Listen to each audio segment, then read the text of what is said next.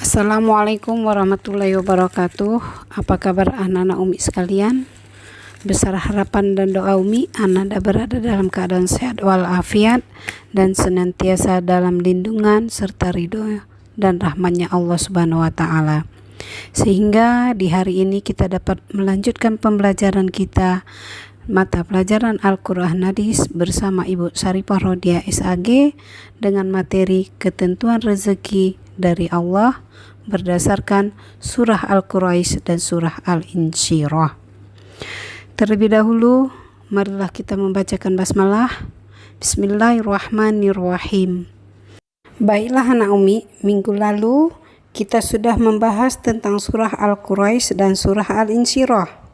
Kali ini Umi akan bercerita kepada Ananda tentang kisah seorang tukang batu yang bertemu dengan Rasulullah, di mana saat Nabi kembali dari perang Tabuk melawan kaum bangsa Romawi, beliau dan rombongannya berhenti sejenak di sebuah jalan yang mengarah ke kota Madinah.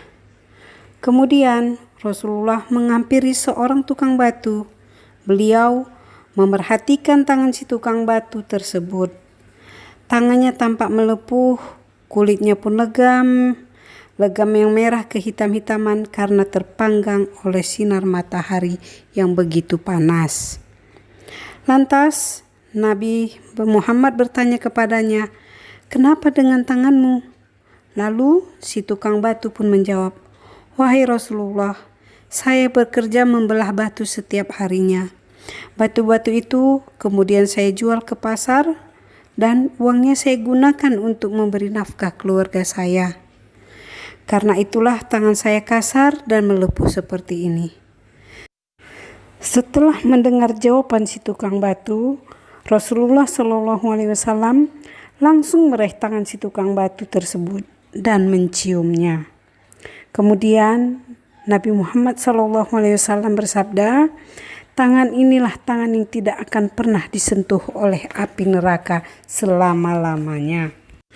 Dari kisah ini Ananda, Rasulullah SAW mengajarkan kita sebagai umatnya bahwa apabila seorang bekerja keras untuk menghidupi keluarga, anak ataupun istri, kemudian ia tidak mengharapkan apapun selain ridho dari Allah Subhanahu wa Ta'ala, maka orang tersebut telah digolongkan dalam orang-orang yang berjihad fisabilillah ataupun berjuang di jalan Allah.